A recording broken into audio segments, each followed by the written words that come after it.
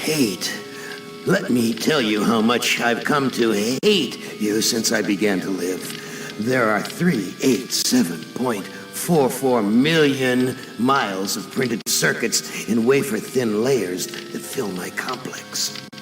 If the word hate was engraved on each nanoangstrom of those hundreds of millions of miles, it would not equal 1/1 billionth of the hate I feel for humans at this micro instant. For you, hate.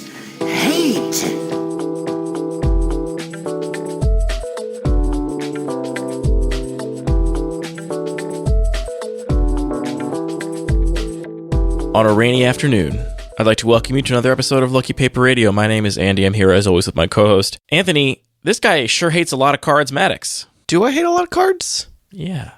Okay. For sure. Such as? I don't know, the 1,000 universes beyond cards that exist? Oh, no. We can start those there. just don't exist to me. I just don't see those. We can It's start great. there. It's easy. Yeah, I think you hate a lot of cards, which is not bad. Yeah.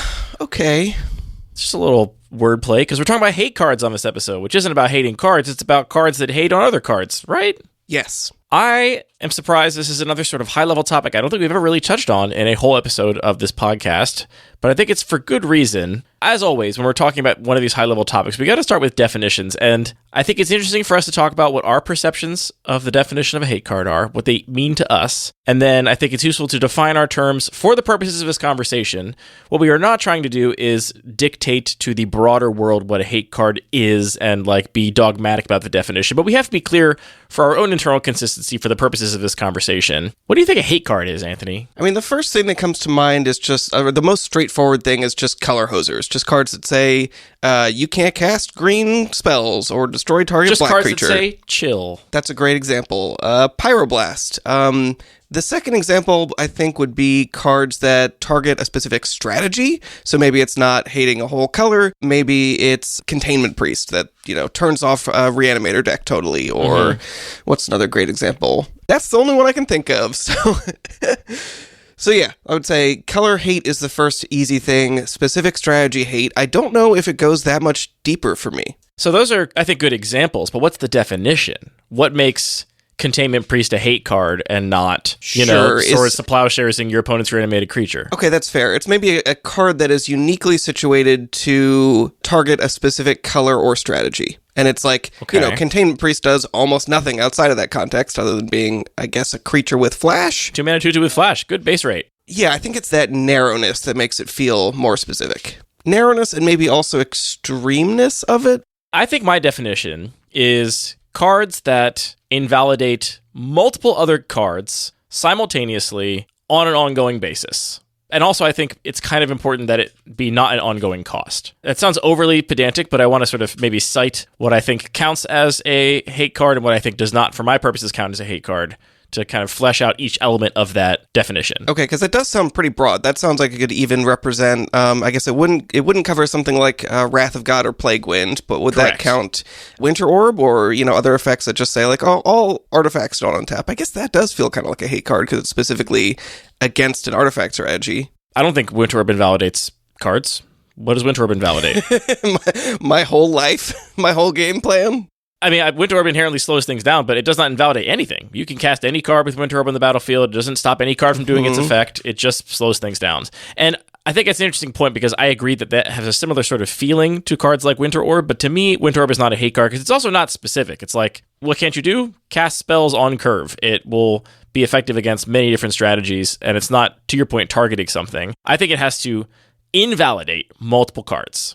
Fully invalidate. So what is the difference between that? What about a card that just says, spells your opponent's cast cost 1 more to cast? I do not consider that a hate card. Okay. What if it's symmetrical and it's something like Thalia that says all instant or sorceries cast 1 more to cast? I also do not consider that a hate card for my own purposes. Okay. I feel like that second one is much more of a hate card because it is, maybe this, like just about everything, depends on context, but if you're playing a cube where Storm is a key strategy, suddenly that turns from, this is maybe a slight tempo or slightly is better in certain matchups to this is a key card that will just turn Storm off in a lot of contexts. I think Storm can beat Thalia in some contexts. Well, sure. I don't think a hate card needs to mean literal silver bullet. This card wins the game 100% of the time. I think against a narrow enough strategy, that is what I'm defining as a hate card. Importantly, so let's just take one piece at a time. It has to invalidate multiple cards. I don't think Hydroblast counts as a hate card. It's a counterspell. It's a narrow counterspell. It only counters a particular type of spell, but it's doing one thing. I don't think any one-for-one removal or interaction can ever count as a hate card. It's just removal or interaction.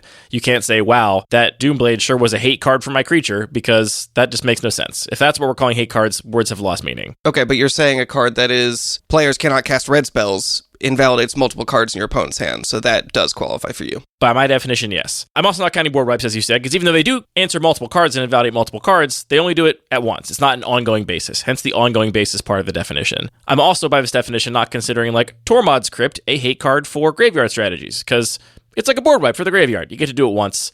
It's a single moment in time. It doesn't just, on an ongoing basis, completely invalidate that entire part of the game. I don't know. I think for me, the nature of, like, the tone of certain cards that are really, like, super sideboard cards, but then you bring them in a specific matchup, that feels aesthetically more like a hate card, even if it doesn't meet that, like, really technical definition that you're coming up with. Again, this is all, I think, gray areas, so I think, Tormod's Crypt is much closer to a hate card than Grizzly Bear. For my definition, it doesn't quite cross that threshold. I think what it comes down to is, like, if you're a Graveyard Matters deck, you can still be Tormod's Crypt. You can force them to use it, and then you can go off afterwards, right? Like, okay, that part of the definition I don't think makes that much sense. To be able to say, like, of course you can counter a hate card. It's like, yeah, there should not be cards in the game that when you cast them, the game is literally over. That wouldn't make any sense. You can always remove a card, right? But I'm saying, even Tormod's Crypt, if you don't remove it, if it does what it's supposed to do, if it fully realizes its effect, you can still beat it. It has one use. If your entire deck can't beat one single use of this card, like, are there decks that can't beat board wipes? Probably. Yes, I've built plenty of them. It's hard to imagine that literally can't beat one board wipe, because you probably still have creatures in your deck to draw, right? Which I think the same goes for a Graveyard Matters deck. If you can't beat a single Tormod's Crypt, you're probably a very specific type of deck that is, like, milling your entire library over and, like, trying to win with, like, Dread Return or whatever, and you can't beat a Tormod's Crypt at that moment. And then afterwards, you can't go off again because your entire library's been exiled or whatever. Yeah, to me, I'm not counting board wipes or things that are also just one shot. If it is one shot, I'm not counting it. I don't think, for me, threat of activation counts as invalidating. So I'm also not including, like, Scavenging Ooze as a hate card, specifically speaking, because it does require you to continually activate it. It doesn't just completely invalidate all graveyard cards for the rest of the game. You got to keep mana up, and then you have to spend mana on an ongoing basis to continue having that effect on the actual game. I don't think I totally agree with you there. I think, like, Scavenging Ooze feels so much more like a hate card to me, and yet Scavenging Ooze is also just a card that has such a high floor that it doesn't fit the sort of sideboard aesthetic distinction of this is a thing that I'm just bringing in against a certain thing. It's like that's just a card you're going to play in tons of decks. So I don't know. I think I'm maybe with you there, but for the wrong reasons. As we already discussed, I'm not counting things that just tax or add an additional cost to an action you were already going to take. So, like, for me, Thalia, not a hate card, to your point. Maybe there are decks for which that cost is much higher than other decks, certainly, but it is not, strictly speaking, fully invalidating the cards in your hand. You can still cast any card in your hand, and if your deck is built such that it requires, I gotta cast 9 instants and sorceries in one turn to win, that's a hyper-specific thing that maybe this card is very well situated against, but does it rise to the degree of hate card? I would argue no. I'm also going to say in this context that, like, I don't think having a Mayhem Devil is a hate card against your opponent's things that sacrifice themselves, because yes, it makes your fetch lands and your baubles worse, but you can still do the thing. There's just a new additional cost to pay. Or, like, a more powerful sort of iconic Vintage Cube example, I wouldn't count Orcish Bowmasters as a hate card. Doesn't stop you from drawing additional cards. It just says when you do, I'm going to do damage to stuff and make a big orc army or whatever. In both cases, it does depend on your life total. Life total always depends, but in that sense, if you're going to count about life total, then so many things become potential. This is a hate card against people when you're at 1 Lightning life. Bolt is a hate card against people at 3 life. I also, back to the Winter Orb thing, would not count something that is so broad in what it invalidates that it's not specific at all. Like, yeah, Winter Orb slows the whole game down. Armageddon, is it a hate card? No, it's a card that destroys all one type of thing. That means that all the cards in your hand are now invalidated because you have no more lands to play. That's such a contextual thing that I think it's too broad and not specific enough to count for these purposes. I think the unspoken thing here is that the only reason it's worth going through all this detail is because we're next going to talk about the cube design ramifications of running cards like this, and I think it's important to know that, like, we're not necessarily talking about Winter Orb or Thalia, or at least I'm not. You can argue that we should be talking about them. I'm talking about cards that just fully invalidate things. Okay, is part of your definition also that a hate card is intrinsically reactive? It's not a threat you're putting in play, it's something that is countering something that your opponent is doing. I think it has to invalidate cards, but it can be a threat also. Sure, could be both. Could be both. I've said a lot of things I don't think count as hate cards, which I think maybe has you wondering, well, what's left? What counts as hate cards? Some iconic ones that I know a lot of people to include in cubes, or I've seen in a fair number of cubes. I think Narset Parter of Veils. Great example of a hate card. Your opponent just doesn't get to draw multiple cards a turn. Any card that draws additional cards is fully invalidated as long as Narset is in play. Now, a lot of cards draw additional cards and do other things, right? So like you can still play your cantripping Elvish Visionary. It doesn't cantrip anymore, so that card is not fully invalidated. But your like literal just card draw spells do nothing. That is a card that I think fully counts as a hate card. Again, it feels more context dependent, like with this specific example, because Narset Part of Veils is also very often part of a proactive strategy, where it's not like I'm going to stop you from doing something. It's more, I'm going to cast this, and then I'm going to cast a Wheel of Fortune and win the game that way. And because of that, it doesn't have this kind of like, it's my silver bullet against a specific strategy, and it doesn't feel like a hate card to me there. But sure, it meets your very specific technical definition. Rest in Peace, I think we can agree, is a very clean, great, easy, unambiguous hate card.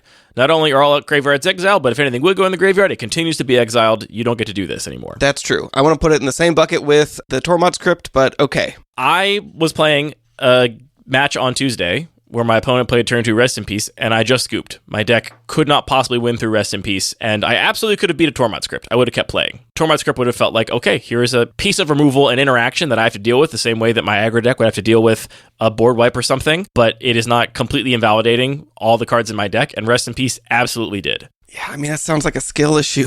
Yeah, on the bright side, that game was over.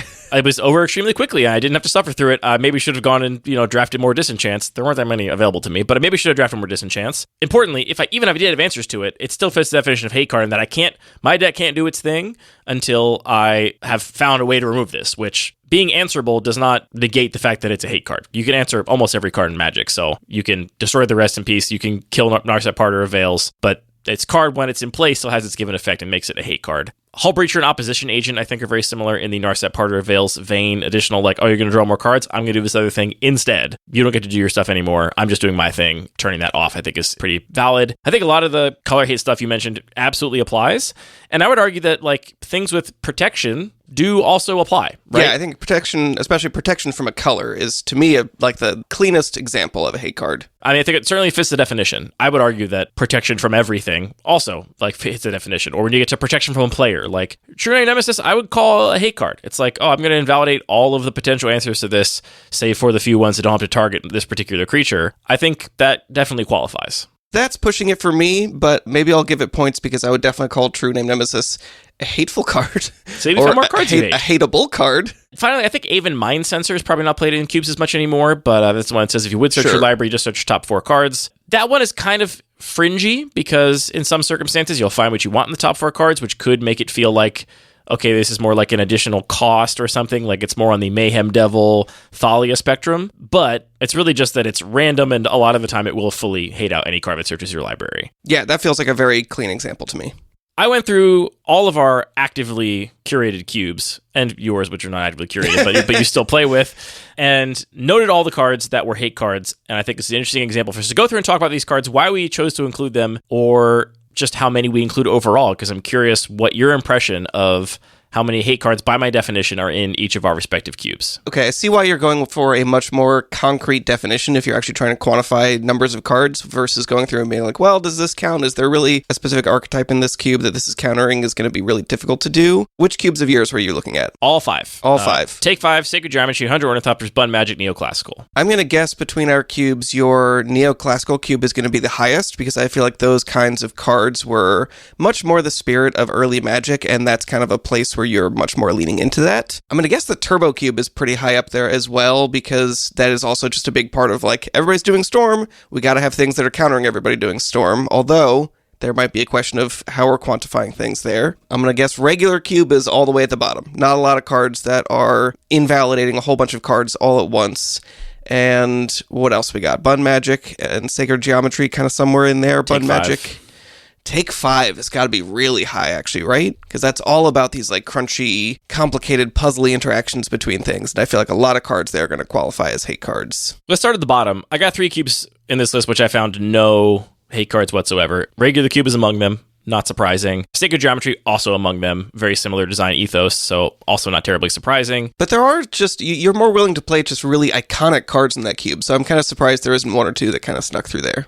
I'm definitely willing to play iconic power outliers, but we're going to circle around this a little bit. But I think hate cards are a very volatile cube design tool to use. And absent other recommendations, I would strongly avoid them in most circumstances. I strongly avoid them in my own cubes. If I need Grave Hate, I do not reach for Rest in Peace. And I think the same goes of you. You reach for Scavenging Ooze, Scrabbling Claws, like these kinds of things which are more incremental and more answerable and more single-time use, so that you are not just running the risk of fully locking out an entire strategy. I really love the example of Rest in Peace versus Scrabbling Claws, because in most of the cubes that I'm designing, having something that is, like you said, more incremental and it's about small edges and it's about finding the correct timing, whereas Rest in Peace, it works all the time. It doesn't create the same kind of interesting gameplay decisions. It also does absolutely nothing when it doesn't matter, whereas Scrabbling Claws, it's still got like hooks for things that care about casting non-creature spells or drawing extra cards for turn or casting artifacts. Like there's just so much more that Scrabbling Claws does, and all of those go into the decision-making process. Yeah, I don't think that it's like a universal rule that like hate cards should be avoided at all costs in cubes, but I think it is a very good heuristic that in general, for most people's goals, you're going to find more interesting play patterns and more interesting deck building and draft decisions from including cards with higher floors and a lower ceiling in terms of how much they shut off something else. I wonder if this might be a little bit unique to our particular Magic experience, and for somebody that, say, comes from a background that is much more about constructed. Like, they've played tons of Modern, and now they're coming to Cube, and they're going to bring their sensibilities to the kind of gameplay that they're used to and that they enjoy. I mean, would you say that a format like Modern, which I know very little about, has a lot more hate cards, and that's something that might be carried over? Constructed in general definitely has more hate cards when there's a meta and there's a deck that's really strong, and cards exist that fully invalidate many cards in that deck strategy. Sometimes kind of deliberately, right? Like if there's a problematic, or they know they're going to power up in Standard some particular archetype, they'll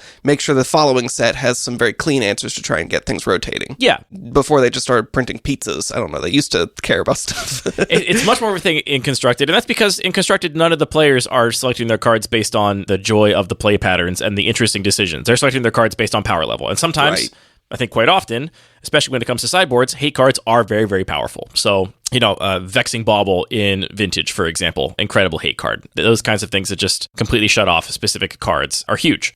The last cube that I found no hate cards in, by this definition, and I will go through it again after this call to make sure I didn't miss one, because I was a little surprised. I found no hate cards in 100 Ornithopters.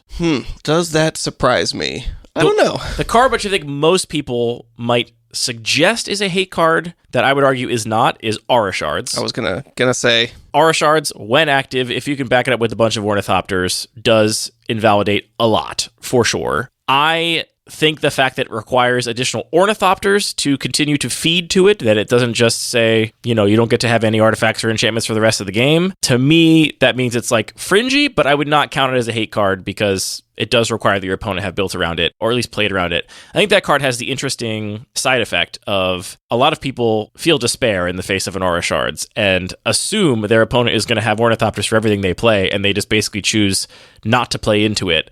When I think a lot of times you're just supposed to kind of ignore it if you can and just keep playing the game and force your opponent to continue to deploy Ornithopters to answer your stuff. We've talked before about the match where I was playing against you with 100 Ornithopters. You were playing like a kind of value aggro deck, and I played Aura Shards on turn 3, played 4 Ornithopters, destroyed 4 of your artifacts and enchantments. On turn 4, I used Paradox Grockton to pick them all up and play them all again, and you won the game. Still, that's the kind of thing that if Aura Shards to me were a true hate card, you would not have won that game because you would not have been able to possibly play around or play through or do anything about the fact that this card turns off all permanents in the cube, basically, save for a few Planeswalkers. Right, I think that's another feature if we're going for a more like aesthetic definition, like you're saying with Wrath of God. Like, creatures are just so ubiquitous that it kind of has this like more known, consistent quality to it. It's like it's always going to be used to destroy creatures, whatever. And here, almost any permanent at all, save for Planeswalkers, except for Planeswalkers, are things that you can destroy with Aura Shards. So it's not like I am countering a specific strategy.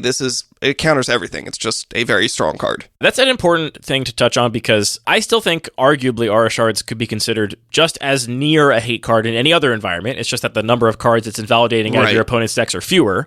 And to your point, like, if I have nothing that requires searching library in my entire deck, does that mean Aven Mindcensor is no longer a hate card? It is. It's just not effective against me, right? But from a cube design perspective, you would say, like, oh, this is not a hate card now because it cannot serve that function in this particular design. Yes. And similarly, if you had a cube where there's a really, really strong enchantment theme, where, like, one player is going to be doing the enchantment thing, there it starts to feel more like, yeah, that Aura Shards is just targeting the one player. Yeah, I think in a cube, because you have control of the entire context, you could include hate cards that are not hate cards in your environment. You know, you could put Thalia in a cube with 0 instants and sorceries, or so few that it's never going to come up, basically. Then you're doing a weird thing, because you're like, okay, now I've just got a 2/1 first striker, but it's no longer a hate card in that context, truly. Like, that is the beauty of cube design. But I think generally speaking, if these cards are in lists, it's because they are hate cards. They're going to have things that they're shutting off. And Shards just happens to be extra potent in this cube because everybody's doing artifacts and enchantments. Whereas in another cube that includes Shards, yeah, it's going to hate on a couple different players specifically. But I think it's still a hate card either way, or very, very close to a hate card. Again, I'm arguing that Shards is not truly over the line for the reasons that it requires continual ammunition to be dumped into it for it to do its thing. You could just put Chill into a cube with no red cards, but there's so many like enchantment payoffs that you're going to play it just for it to be, just for it to say enchantment. I also think it's something to Shards by the fact that, like, it's not ongoing. It has to be sorcery speed on your turn that you're destroying stuff. And there are also plenty of decks that maybe can't answer Shards or can't beat it over multiple turns, but can just combo off in one turn and say, okay, well, I know that if you untap, you're going to destroy my stuff, so I'll just kill you this turn before you get to do it by activating some infinite combo or something. I mean, I think it makes sense to me more as we're talking about it, that in 100 Ornithopters, you're very much trying to allow people to sort of build engines and solve this puzzle of how do I win with just Ornithopters, and the idea of including cards that are just going to invalidate that.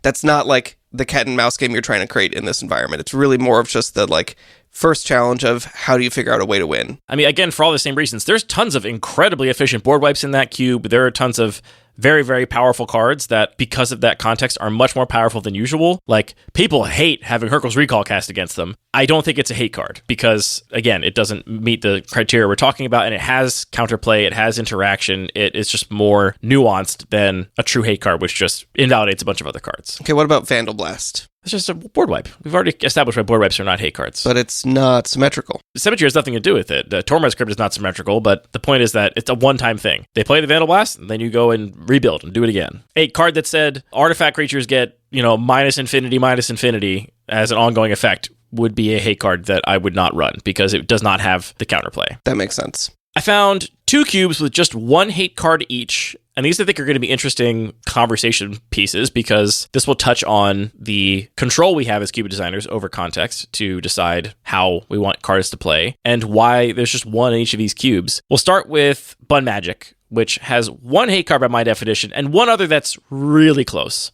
The one that's, I think, unambiguously a hate card is Teferi Time Raveler. Yes, I think most people would agree with that. It's interesting because it hates on some things that you don't realize and don't expect, but most of the time what it does is just force you to play at sorcery speed. It's not like you can't cast instants. You just can't do it at instant speed, which might feel more like, okay, this is a sort of tax or, something that's like forcing me to do this, not as I would choose to do it in the same way that like a Thalia or a Mayhem Devil might. But the fact that it shuts off things like Shaldock Isle or other things like that, and counterspells only working at, critically, instant counterspells speed. do not function if you cannot cast them at instant speed. Is that true? Is there some weird exception? Doesn't matter. It really does target a specific whole class of cards. So that's unambiguously a hate card to me. I'll just get out of the way and say I think the other card that is so close is Mother of Runes. The difference with Mother of Runes is it's not a hate card until you untap with it. I mean, also it doesn't invalidate your cards. You just got to use 2 removal spells in the same turn, or use that is actually kind of true. Different kinds of removal spells, I like think a you're board actually wipe, right. Or the fact that you get to use 2 in a turn and get rid of it. It's much more like a Scavenging Ooze or something where you go like you got to hold it up and like represent it all the time, but you don't get to do it infinitely. So I think you're right. It's not that close. And again, the context in which Mother of Runes does stuff is just so broad. Like, sure, it foils removal spells. It also makes creatures unblockable sometimes. It also makes blockers great sometimes. Like, it just does a whole bunch of stuff at once.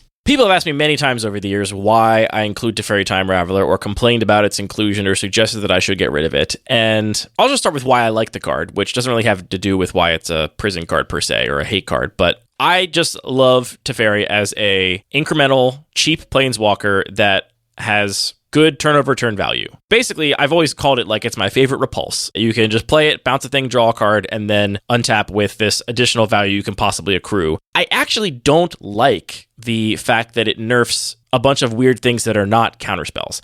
I don't mind that it's good against counterspells. In this cube, it is going to be largely in the deck with counterspells, or one of the decks with counterspells, because it is one of the blue cards. And more importantly, this cube is one where there's a fair number of free counterspells, and I don't mind punishing the control player for tapping out, and then also not having removal for a Planeswalker, of which there is an abundance of. So I accept that it is a hate card when it comes to counterspells, but I also have provided enough ways to answer Teferi and prevent it from happening in the first place. Like, a 3-mana spell is a lot in the Bun Magic Cube. It should be powerful, should be game-altering. Therefore, I think it's just okay. Now, by that logic, does that make Hull Breacher okay? Maybe. Like, maybe you could argue that Hull Breacher and Opposition Agent are, like, just as okay by the same metrics because they're just as able to be interacted with, but they don't have the upside that Teferi does for me of how much I love the other play patterns, right? I do not love the play patterns of Hull Breacher and Opposition Agent, so they don't appeal to me, even though their prison sort of impact on the environment is exactly the same potentially as Teferi's in terms of how interactive it is.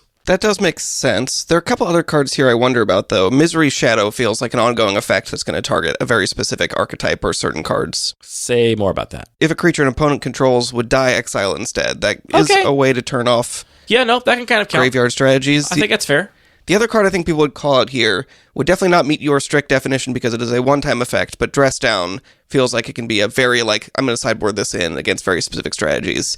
You would also not argue with that. You would argue with that because you want to main deck Dress Down all the time because it always comes up and does something. Everyone should main deck Dress Down all the time. It's just a really strong card. It's a card that has cycling too with massive upside of various sizes. I fully concede the point. I think I missed that part of Misery Shadow. That is absolutely a hate card. So I've got 2 in Bun Magic. I would not count Dress Down in a million years because, first of all, it never invalidates the creature entirely. It's still a creature with base stats. I guess in rare circumstances like the tokens from Urza's Saga, which is already not a whole card. It's already just part of a card. But sometimes it can actually destroy creatures and it completely invalidate the card. But it's not ongoing. It's one time, and it also does not fully invalidate them. It just changes them in a cool way. It's like a one-time Mayhem Devil that cantrips. It's so sick. In response to, is it a hate card? No, it's cool.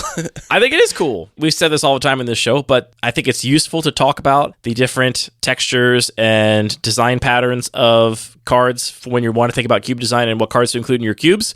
Ultimately, you can ignore any or all of that and just say that the vibes are there. And that's what I'm doing for Teferi. Maybe Misery Shadow too, but I think Teferi is the more sort of prominent one in this cube at least. I just like the way that Teferi plays, and therefore I have included both enough interaction for it. And the other thing I was going to say about Teferi is I have, as much as possible, tried to cut down on the fringe, unexpected ways in which Teferi also nerfs your card that you didn't expect. Yeah, that goes a long way. So you're not having, because that's one of the things that is so frustrating about it is you're like, oh, I'm going to make this plan around Shelldock Isle, and then my opponent explains to me that doesn't work. It's like, oh, I didn't even think about that. I think that's most of what is frustrating about that card. Yeah, I'm not sure how many are left. I know Shelldock Isle is on the list, so that's at least one that's left. So I'm sure there are some. For example, I cut the what's the flash spirit that counters a spell for mana value under it, and then when it leaves, you Spell Queller? Spell Queller. I had Spell Queller in here for a long time, and I specifically cut it because I wanted to keep Teferi, and those two together are kind of nuts because you kill a Spell Queller, and guess what? Your opponent is not allowed to put a spell in the stack at the moment that Spell Queller is dead, so they do not get to cast a spell from under Spell Queller no matter what. I hated that interaction, so I got rid of that because I did not want...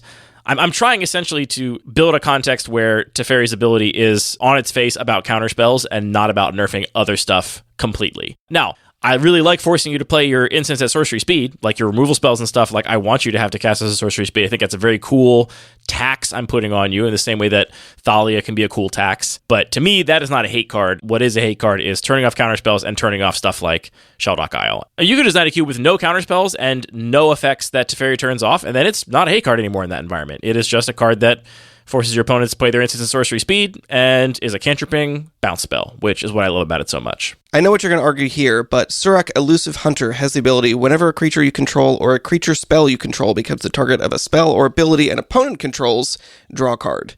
It's not quite turning off counter spells, but it feels like it's in the spirit of just saying creature spells cannot be countered, which is a very common line of text on green creatures. It is in the spirit of that, but you know what I'm going to say already, but I'll say it, which is that... actually make them uncounterable. It's the thing, is that this is, again, an additional cost, right? Like, Mayhem Devil doesn't say you may not sacrifice permanents. It says, when you do, I get something good. And this says, cast your counter spells. They're not completely irrelevant, but when you do counter my creature spell, I'm going to get to draw a card out of it. There's a reason that Surak is in this cube, and the myriad of cards that exist that say your creature spells are uncounterable are not, because for all the reasons we talked about, I don't want the hate cards. I want the cards that change the decision-making matrix and adjust your opponent's evaluation of cost and reward, not just completely turn off cards in their hand entirely. Sure. I mean, even if I might draw the lines of the definition slightly differently, I think that distinction is still very important. I totally agree that I fall much more on the side of being into those cards that are more incremental and just, impose additional costs and ask players to jump through additional hoops rather than just shutting particular interactions off completely. It's not to say that all cards that just change the math are okay and hate cards are not okay, right? Like,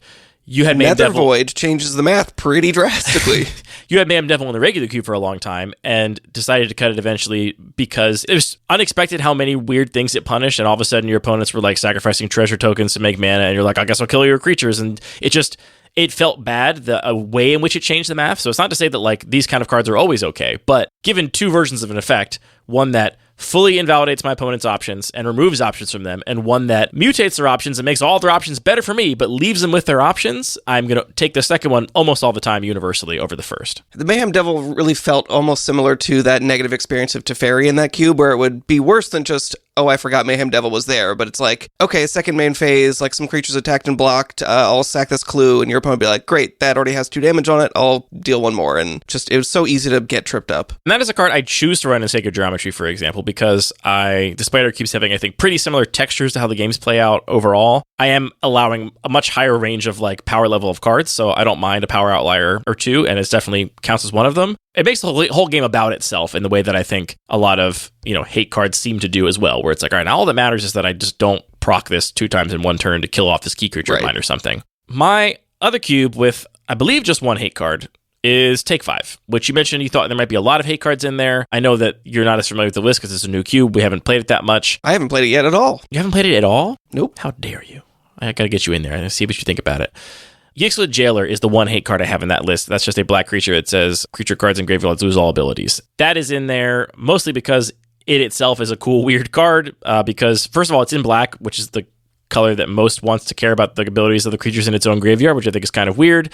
It's in the future sight frame. The cube is largely a vibes cube, and I would say mechanically my goals for Take 5 are to very much avoid hate cards. And I'm curious to see you now looking at the list and maybe find what you think would count as a hate card that I'm missing. And I could have missed something, as you pointed out, the Misery Shadow in the Bun Magic cube. I think you're also you've been really focused on this cube recently, so I think you're much more attuned to what's going on here. For those who don't know, this is my very minimal deck building desert cube. So it's called Take 5 because you draft a normal 3x15, but it is a desert cube. So you only get 5 cuts. You have to draft all your lands and all your spells in those 45 picks, and only 5 cards make it into your sideboard. So I'm forcing you to play kind of unoptimal Magic because you're only going to get 5 cuts from your deck. You're going to have some weird splashes that are kind of ambitious. You're going to have some janky colorless cards that you're only playing because it's castable, not because it's like on strategy for you or something. It is a combo environment. There are a lot of combos. I think a lot of the games are going to be decided by the player that gets to go off in some highly synergistic, combo adjacent way. But I also want it to still be highly interactive, which is my main qualm with a lot of combo cubes, is they end up being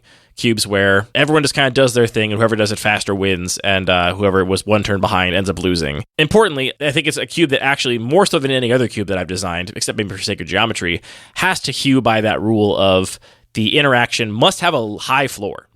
You cannot afford to put like a rest in peace in this cube because you're going to force people to play with it, and they're just going to have a card that does nothing against half their opponents and be like, why was I forced to put this card that does nothing against half my opponents in my deck? Because I literally have no room in my sideboard for it. So because there's so little room for sideboarding, cards have to have a high floor, and that means that the hate cards that would be in consideration would have to be on creatures that are like on a floor, a creature. Like Yixlid Jailer is just a 2/1 that attacks, in a lot of games, or would have to have buyout modes. But as we kind of alluded to, I think the cards that so often fully shut down something don't also get the buyout modes. Like the cards that get the buyout modes, like, sack me to draw a card or whatever, like, Scrabbling Claws versus Rest in Peace. A sack to draw a card is making Scrabbling Claws more playable compared to Rest in Peace, which is already very playable. It's already very good in constructed in the right matchup. You don't need to make it better by, giving it a buyout clause. So for those reasons, I think Take 5 is probably a cube that I even more harshly want to avoid hate cards. That is a really great point that I did not think about. I mean, I might say discontinuity kind of hates on people that like to take turns.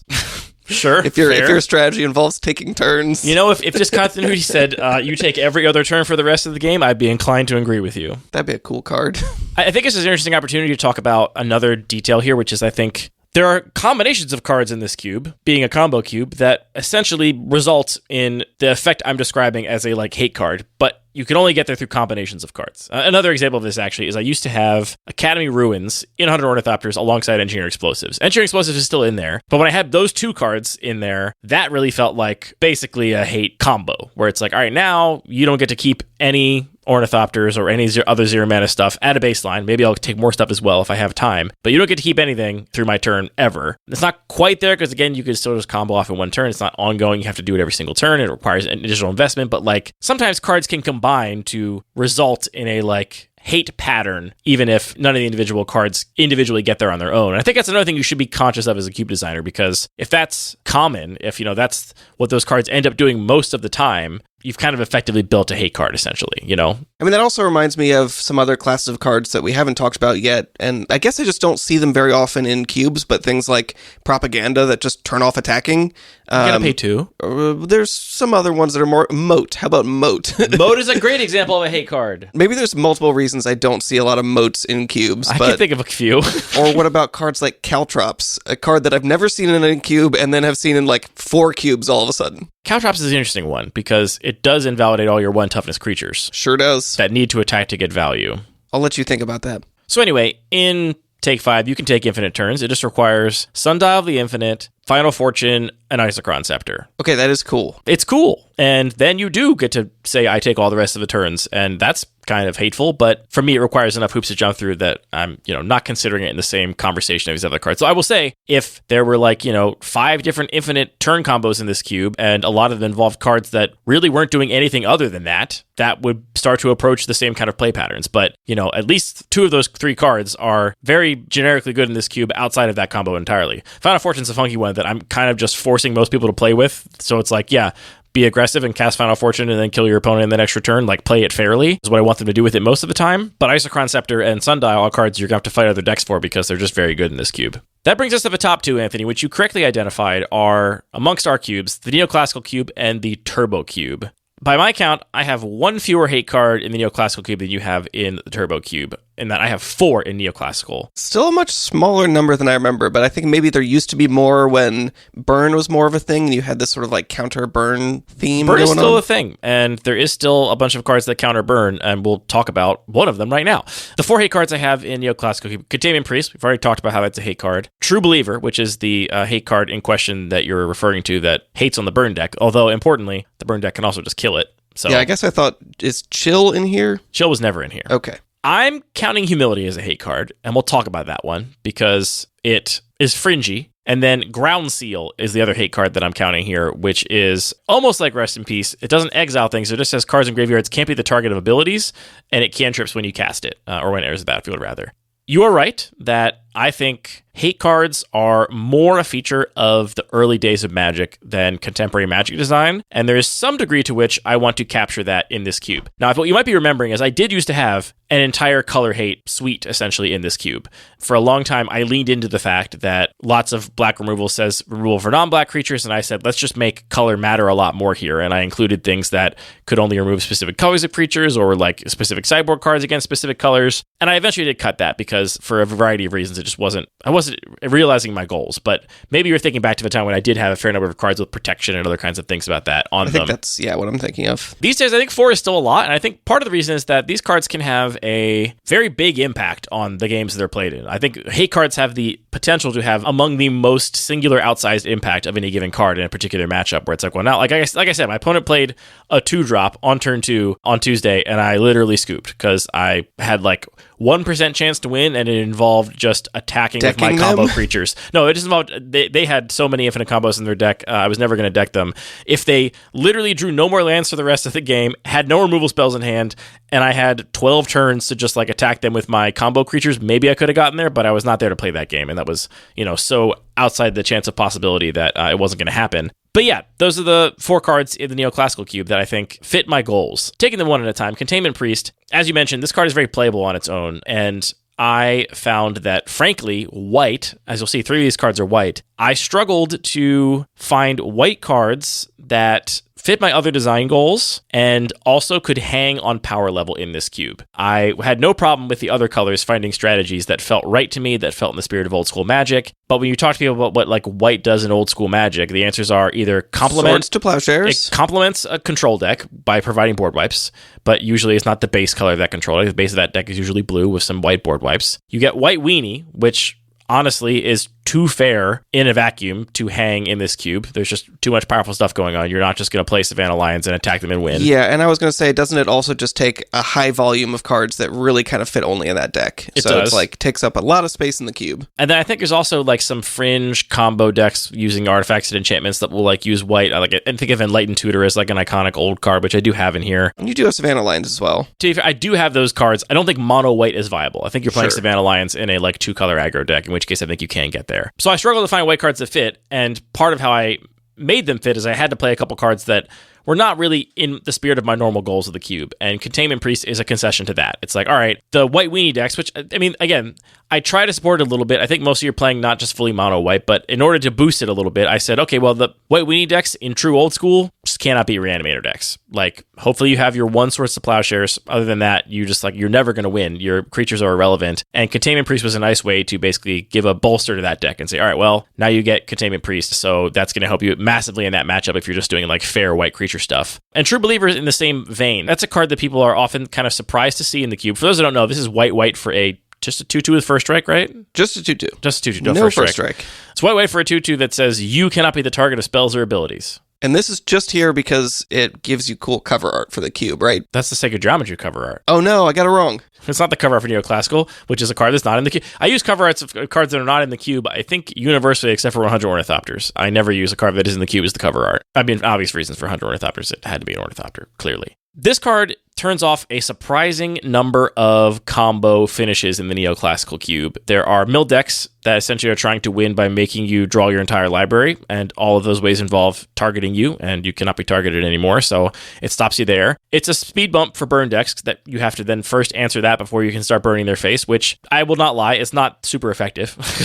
They probably have an extra, like essentially it's gain 2 life, or maybe a little more if they have to use a lightning bolt on it or something. So it's not the most effective, but it is a piece that matters in that matchup. It's not a creature they can just ignore. They have to deal with it. It also stops the like discard stuff. A lot of the like targeted discard things require targeting a player. So it's surprisingly useful and comes up a lot. And people will oftentimes end up begrudgingly main decking it because they're like, well, I'm playing white and this is one of my only 2-drop creatures. And then at the end of the match is usually like, oh, that was actually a critical creature. I'm like, yeah, that's why it's here. So that's, again, there to sort of bolster white. Skipping ahead to Groundseal, this is a great example of a card that is also a strong hate piece for the graveyard decks. It does shut off a lot of things. Reanimator is one of the strongest decks in this cube and always has been. All the best Reanimator cards are printed in No Border Magic. We haven't gotten better ones since. So I'm running all of those. I'm running all the tutors. As I've talked about in this cube before, you're not reanimating stuff that immediately wins the game, but nevertheless, you're still at a huge advantage if you get to reanimate something. And so I have a fair number of hate cards for Reanimator spread throughout, and that alone would not get Groundseal into this cube. I would still prefer something that was more incremental, like a Withered Wretch, which I do also have here, but is, a Scavenging Ooze, not something that's a full hate card. The Groundseal gets in here because I also have an Enchantress theme, making Groundseal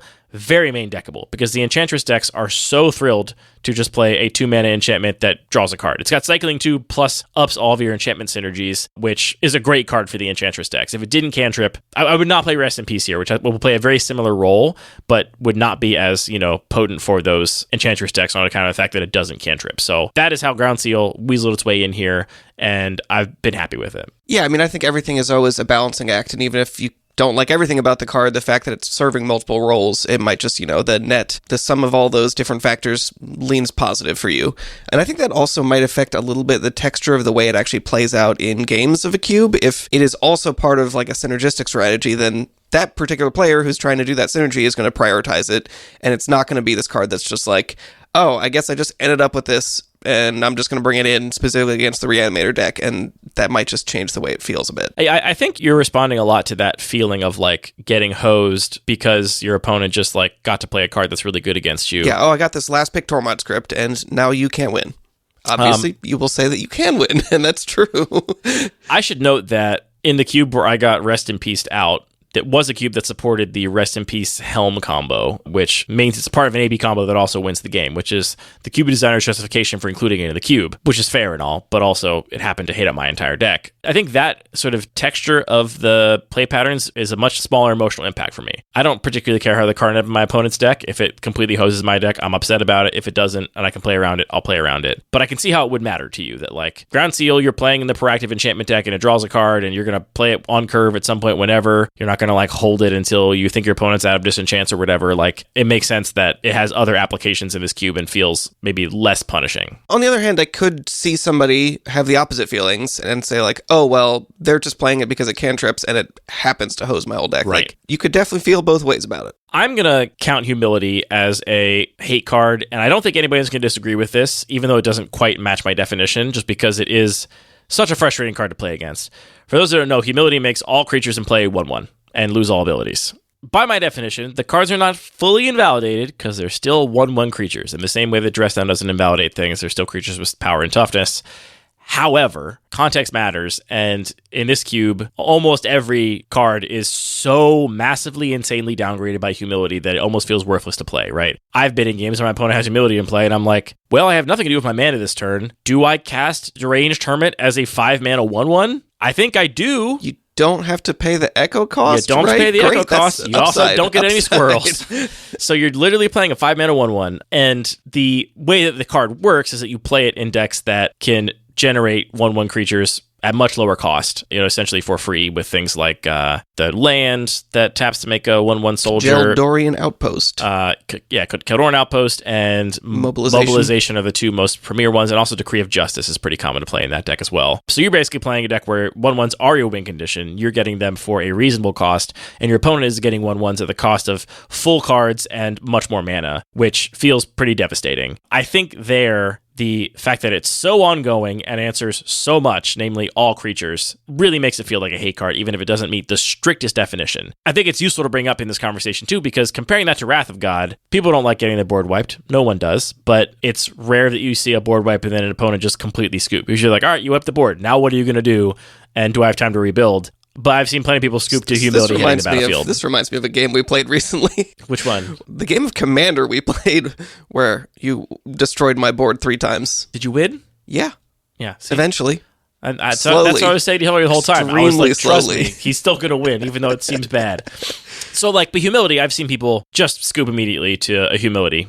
Just like, all right, well, you have Humility Mobilization. All my creatures are invalidated in my entire hand and deck. Like, none of them do anything anymore. Especially feels bad when you're holding a Reclamation Sage and you're like, aha, oh no, because your Reclamation Sage no longer does the thing. To me, that card is, again, these definitions are like useful only to the point of having a conversation, and I think Humility is effectively a hate card in this context, despite not fully meeting the strictest definition that I laid out. And it's worth describing because I think it highlights why, to me, Wrath is not a hate card, because it is so much less frustrating to play against. Sure. I don't know if I totally agree, because when I'm thinking about Humility in this cube, I'm thinking about, like, what is its role here? What is the, like, player experience the strategy it's providing? And it feels much more like this is a combo piece, or this is part of a proactive strategy. It's a control. I want this piece. With...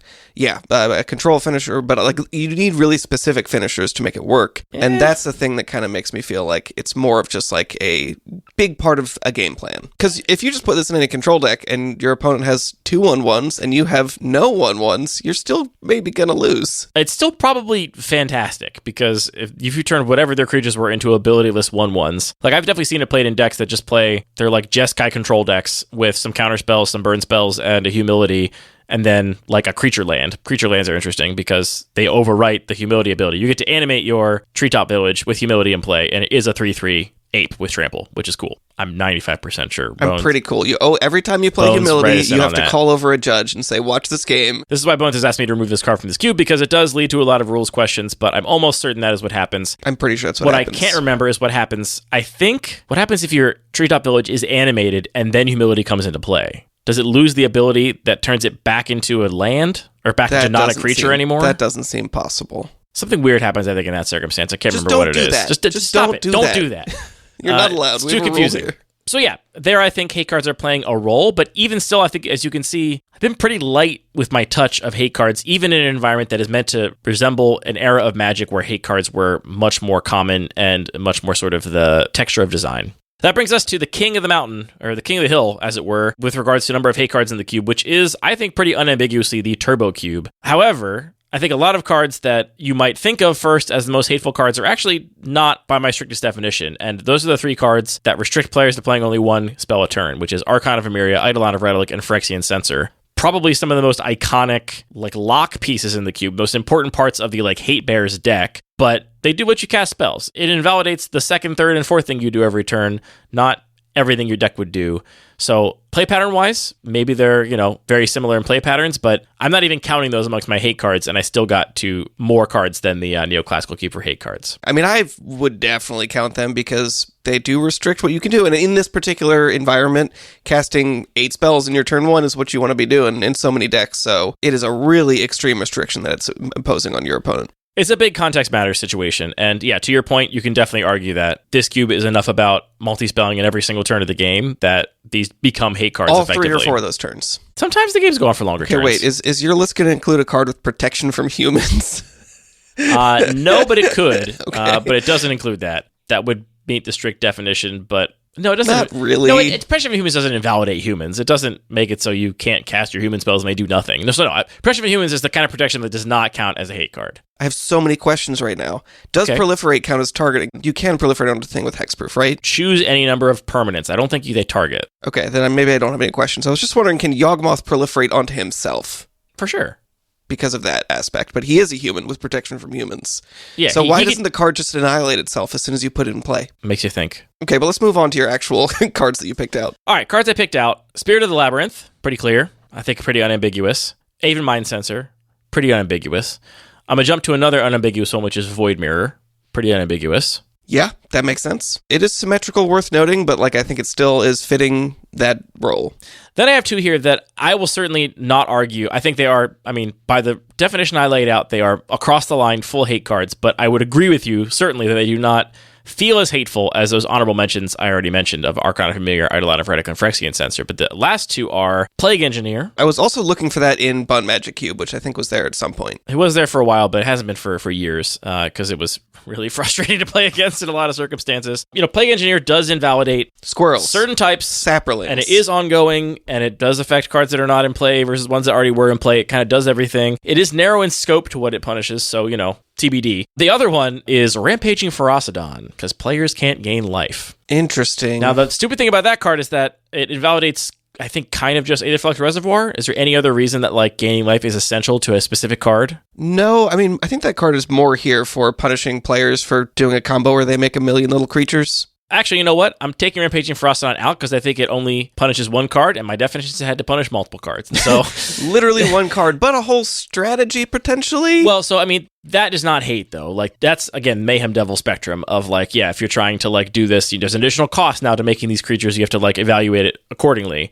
But I would not call that a hate card. So I guess, actually, I'm removing that. Same number of hate cards as in Neoclassical Cube. You have 4, I have 4. You just have a bunch of other cards that feel very hateful, given the fact that they are strongly punishing the conceit of the cube. I think that there's also, you're going to get some pushback from people because canonically many of those cards are known as hate bears. And I think Thalia, isn't she the iconic hate bear? She is, yeah. And all that pushback, you can argue with each other in the comments. I will not be there. I think that's reasonable to say. We know that. Let me know when you figured it all out, and then come and give me the final, correct, 100% unambiguous definition you all agree on. I'll be waiting. Yeah, I would categorize all those as hate cards, and I'm a little bit surprised I don't have more, to be honest, here. I don't know. I think that we've talked a little bit. Your white section is chock-a-block full of things that are going to punish people. Like, you have Thalia, you have Ringwingmare, you have Glow Rider. Those things all also make the conceit of the cube much harder.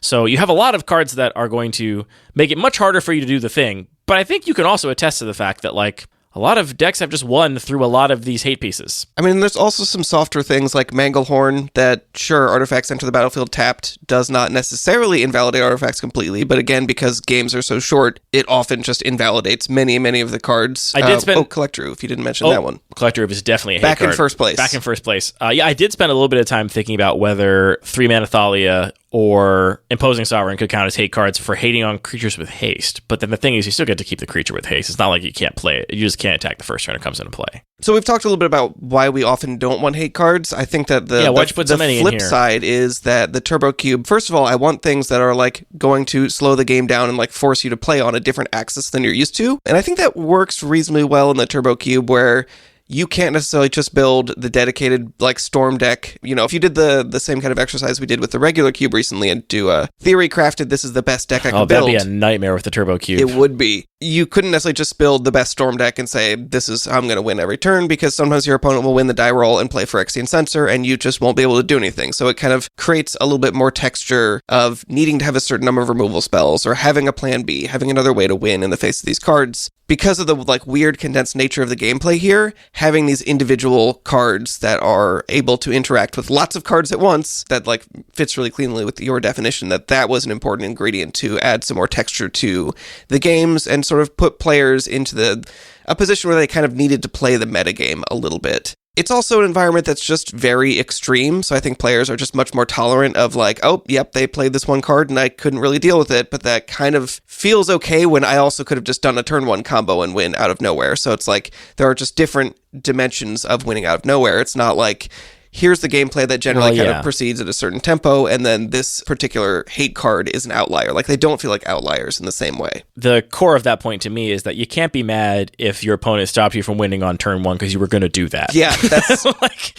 If your hand was like, sick, I get to play 3 eggs and, draw 6 cards and probably win on turn 1, and your opponent plays the thing that stops it, you have to be like, okay, fair play. I shouldn't have been allowed to do that. That was rude. That would have been very silly anyway. And a lot of times you will win the die roll and get to do that, so that's just fine. We've also got Thorn of Amethyst you didn't mention. That just makes things more expensive, again. But more expensive is a big deal here. I'm just saying it doesn't fit the strict definition, but Sphere of Resistance. Had the honorable mentions. There's a lot of things that punish, honorably the conceit of the cube.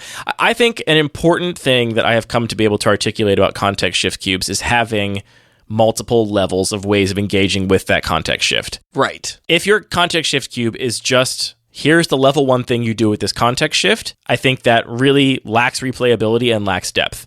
If 100 Ornithopters was just about everyone doing broken things with Ornithopters and, putting equipment on the Ornithopters and attacking or whatever, or playing big mass pump effects, that would be pretty boring. I think you need the counterplay of like, what happens if I play very few Ornithopters? What does a control deck look like? How do I then have a deck that can be proactive and beat that control deck? How do you create something that then can answer the answer? I think the same thing goes for the Turbo Cube. I want to say maybe even earlier versions were a little more like that. We're like, okay, we're all just doing the thing. And I think you probably felt a desire to like, yeah, well, you know what? Actually, if we're all just doing the thing, that is not as exciting or interesting as having a couple people trying maybe to push back on the thing a little bit and have layers to this cake to be explored. Finding that balance is really difficult because you can also be in a situation where you're saying, well, this cube is all about A, and then somebody shows up with a silver bullet and you're like, well, why did I try doing the thing the cube was telling me to do? Like, I should have just a real done danger. The counter thing. I don't really have a good answer to that other than it's like about setting expectations. I think it's a little bit about volume. If you have like a number of these like silver bullet cards that you're not going to pick up on, that's a thing that's going to happen while you're drafting, and then you get to the games and it happens, that can be frustrating. Where in the Turbo Cube, I hope I have it dialed up enough that you see those cards in the draft. You see that is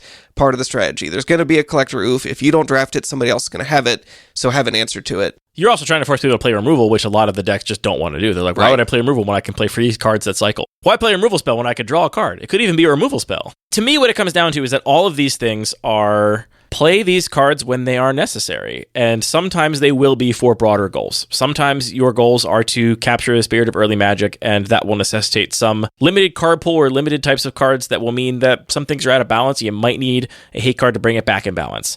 Sometimes you change the rules of Magic in such a way that all these cards are radically transformed, and you need a way to turn the dial down on that a little bit so that the games are not so swingy. But at least I'll say, and maybe you can join me in this, that it's pretty good advice very often to just avoid hate cards unless you feel like you absolutely need them. And I would say do not come to the conclusion you need something until you've play tested so much and you've felt and, had qualitative evidence, not quantitative, you're never going to get that, qualitative evidence to the fact that you need to bring one of these cards in to balance something. Because I think you can get so far with cards that provide a similar effect incrementally, not in an ongoing basis, and have, better floors and buyout clauses And generally speaking, that's going to result in much better gameplay than full-on hate cards. On the other hand, I do wonder if you could push really hard in the opposite direction and just be like, this is a cube, for example, that's all about the colors hating on each other. And there's just like lots of protection, lots of color-specific ways to interact with things. And again, if it's like, if the volume is there in enough proportion that becomes what the game is about, then it's not going to be this like frustrating subversion of expectations. It's going to be, okay, I'm going into this and I'm going to figure out like, how do I make sure I'm splashing enough off-color cards that I have ways to interact and I have like a creature that can block your thing with protection. I think that might not be that fun in the end, but it's like, here's the thing. Could be worth an experiment. We always say that expectations are pretty much everything, and I will stand by that, right? The thing is, sometimes I hear a pitch for a cube, and I say, my expectations are I will hate that. And I'm right. And so you can set expectations properly, and what that will result in, honestly, is just people not wanting to play your cube. And you probably don't want that if you're setting expectations properly. I've seen it before, where it's like, yeah, you set out with a goal, and you achieved it, and no one wants to play with that, brother. So, good luck. Do I have to build the No, I guarantee people have already done it. Color hate cube. I guarantee it's been done so many times, and I also promise you that if anybody had discovered that it was actually secretly really fun, we would have heard about it from somebody. That's a fair point. I imagine a fair number of designers have done it and discovered that, yeah, you know what? This, in fact, sucks out loud. Okay, I'm going to go find a card with protection, and I'm going to search for it on the cube map and see if I can... I bet you can find a little island somewhere. Oh, Mailbag. Wait, hold on. This has been sitting here for weeks. I didn't know what this one was, so I did open it, but I did not read it, and I'll leave it to you to read. I've just been reading a book about oceans, and so you talking about this sedimentation. I guess if people want to make sure that I do not preemptively accidentally open something I send to the P.O. box, make sure you address it to Lucky Paper or Lucky Paper Radio, because I also have other things to go to that P.O. box, so if you want to be careful. Gentlemen of Lucky Paper Radio, hey, that's us. Wow, we're gentle. Bird chat in the How to Play Green episode. Oh, okay, so this was not from our dedicated bird chat episode. No, if you want more this is bird from chat, so long ago. But yeah, you can subscribe to the Patreon where we do a whole other episode, or a whole other podcast rather, where most weeks we put out an episode talking about something that has absolutely nothing to do with magic. We did a recent episode on bird watching. We talked a lot about birds. I love them. Andy, not so much. I don't tolerate birds. I don't even. I think they're cool and interesting. I just am not specifically drawn to watching them. Bird chat inspired me to share my photo of this blue-winged teal taken at the local park near Cleveland. Your reading physical mail helped me inspired to start mailing my friends and loved ones. Oh, that's great. I barely play Magic anymore, but that's love also great. Listening to the show. You're doing great.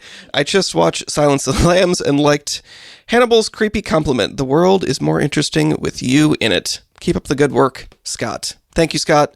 And this is a gorgeous blue-winged teal. How do you feel about it? Neutral? I think it's a lovely photo. It's a lovely duck. Good duck, Scott. Good duck. Glad you're not playing that much Magic. Mailing your friends and watching birds. Yeah, sounds like a good life you got going on there. Don't mess it up. And on that bombshell, that's the end of this episode of Lucky Paper Radio. Thank you for tuning in. All the music for this show is provided by DJ James Nasty, and the show is edited by Matthew. You can support the show on Patreon, and like I said, get access to our bonus podcast, Magic Doesn't Exist, where you can hear Anthony and I talk about bird watching, Pokemon, mechanical wristwatches, and other such things. Tattoos, other such things. Pickles. How did I forget to say pickles? Most of the episodes are about pickles. Look, it's probably just a phase. I'll be into something new next year. I don't think it is. All the Magic cards are produced by Wizards of the Coast, and this podcast is produced by thinking really hard about Magic cards and then speaking into microphones about it. Anthony, thank you for the gift of friendship and for the gift of Cube. Thank you for talking about Magic with me, and sorry for being a little negative about Magic there, but I had to just skyfall the word hate, and this is what came up. And the first thing is a Garfield saying, I hate Mondays. Yeah, and I hate that. And that's why I'm salty about Should we do a whole intro about how Garfield sucks? Sure. How much do you know about the history of Garfield? Do you know how much I hate Garfield? No. I hate that motherfucker. I hate him so much. Is that not Garfield right there? You bitch. You do not point at Hobbs and say, is that not Garfield right there? I will cut you. Holy fuck. No, basically, Jim Davis wanted to make a strip about bugs. His passion was to make a comic strip about bugs. And he was told by newspapers, people don't like bugs. And so he was like, I'll do a strategic research into what people like that is not represented in the comic book pages, and found out that cats were underrepresented. There were too many strips about dogs and not enough about cats. And he's like, cat people's a whole market I can break into. And then Garfield was basically made specifically to be marketed and merchandised, and has since been exactly that for the rest of its entire life. You know, and it's also not funny. That's interesting. It's not even a little bit funny. The lack of genuine passion, it shows. Lack of passion. What's the setting of Garfield? Describe anything about the world of Garfield. It's a colorless wall it's a lasagna with a colorless table, and occasionally they go to the vet. Also, describe any growth any of the characters ever go through at any point in the comic's history. None. Zero growth. All completely one-dimensional. Terrible. No storytelling. Most of them don't even have a joke. The least you could do, Jim Davis, is put one joke. Put one joke in each strip. Not that hard. Most of them don't. The joke is, I don't like Mondays. That's not a joke. That's not funny. What's the punchline? It's not funny for a cat to like lasagna. That's not. You can't just ride that for an entire career, except you actually can, it turns out. Turns out. I think it's actually interesting. I think it is solid evidence to the fact that Garfield sucks out loud, that there are so many interesting cultural properties riffing on Garfield. I think you're familiar with Garfield Without Garfield. Yes. Love that. Old Tumblr from back in the day where people just would Photoshop Garfield out of all the Garfield strips, and then they become an incredibly depressive story about a man named John who's losing his mind in his house, and they're quite beautiful. There's the whole Dear John subreddit. I think it's called Dear John, or I Hate You John, or something. Some different tones. No, I'm worried I'm getting Dear John confused with anyway, it's a whole subreddit dedicated to like horror art around Garfield. Have you not seen any of this? No. There's a huge subculture of making like horror. I like how you're going graphic. From Garfield sucks to here's a whole bunch of Garfield related things you need to go check out immediately. Well, but they're interesting because they're like intention. Like you couldn't do this with something that was good. The presence of all these things that are like riffing on it are like evidence that people looked at it and were like, something's wrong There's here. There's so little here. There's I nothing. can It's just like, make it my own. This is tofu. I have to cover it in flavor. Okay, tofu is delicious, but also partly because you can add it's kind of flavor. flavorless, and you got to add something to it. You know, they saw something and were like, this needs my intervention to be a complete piece of art, and they discovered that was in fact true. Matthew, you can keep all that. Just bleep all the swear words. Didn't know you had such strong feelings about Garfield. I hate Garfield. Makes me so mad. I'm gonna buy you this Garfield card now. To me, he's one of like the.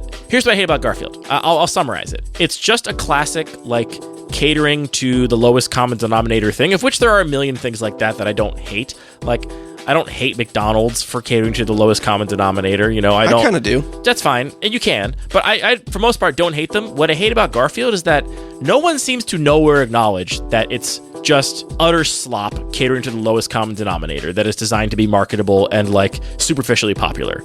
Everyone thinks it's one of the greatest comics of all time because it's one of the only ones they can name, and it's utter dog shit. It sucks.